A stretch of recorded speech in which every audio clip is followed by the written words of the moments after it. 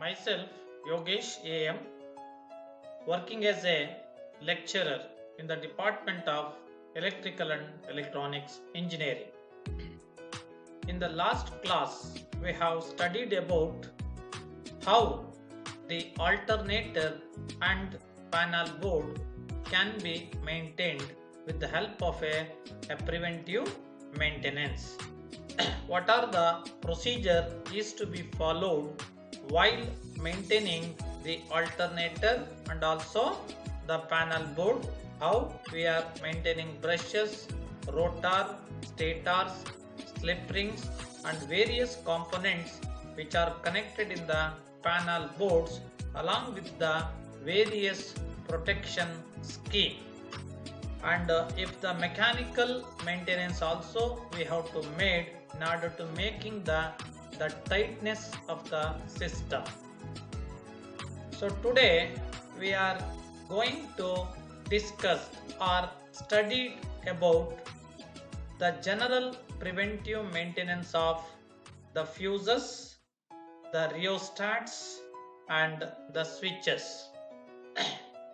So the operators required for these things are fuse, the 5 amps 230 volts and switches 15 amps 230 volts and rheostats 1.5 amps 100 ohms ratings.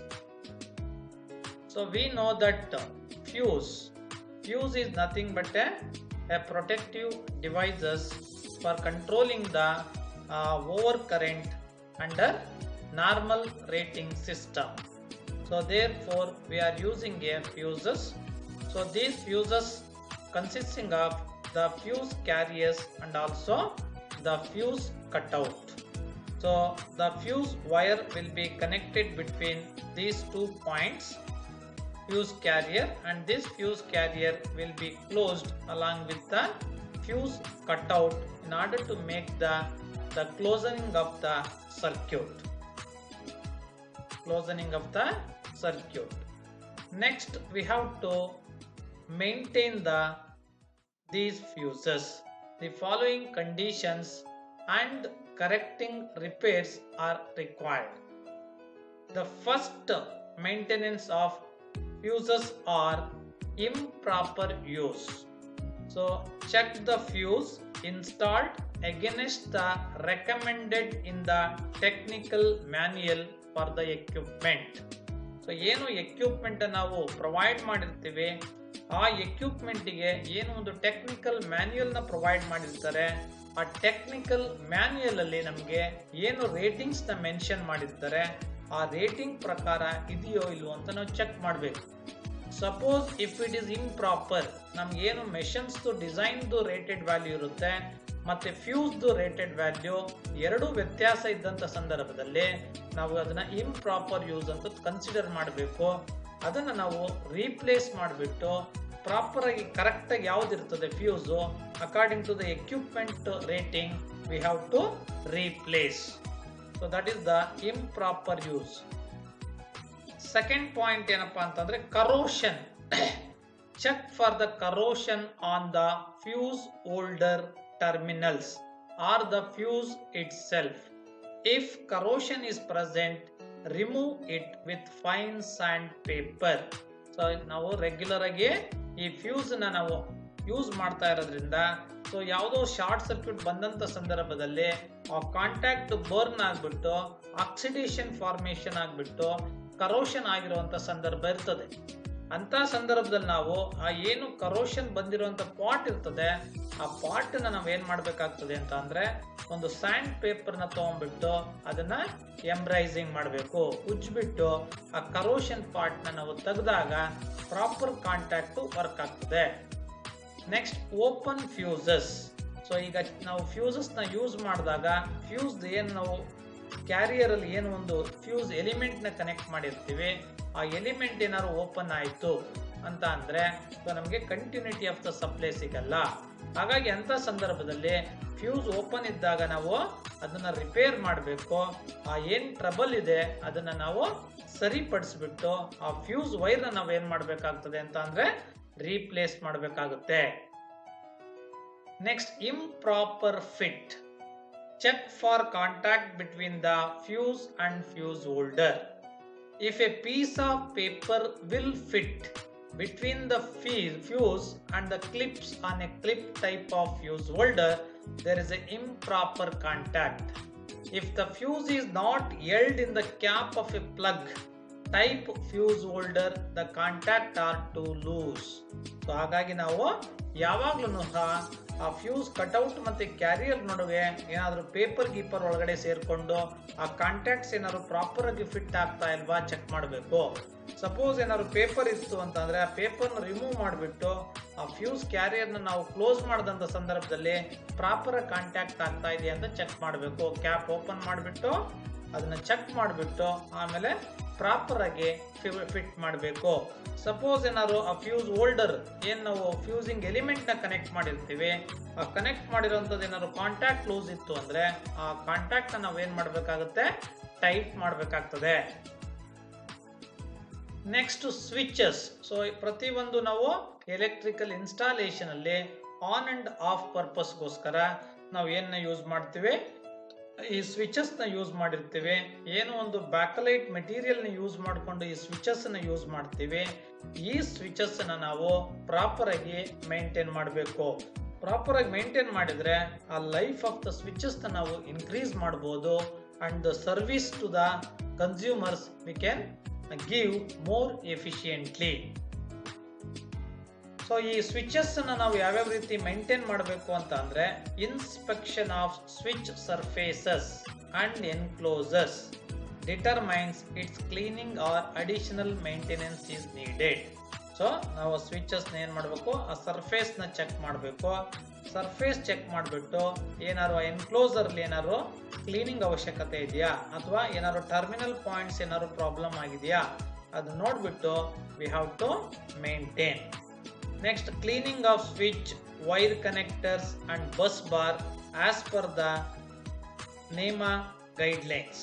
So guidelines ಪ್ರಕಾರ ಏನು NEMA guidelines ಇರ್ತದೆ ಅದ್ರ ಪ್ರಕಾರ ನಾವು switches connector ಎಲ್ಲ proper ಆಗಿದೆಯಾ ಅಂತ check ಮಾಡಬೇಕು.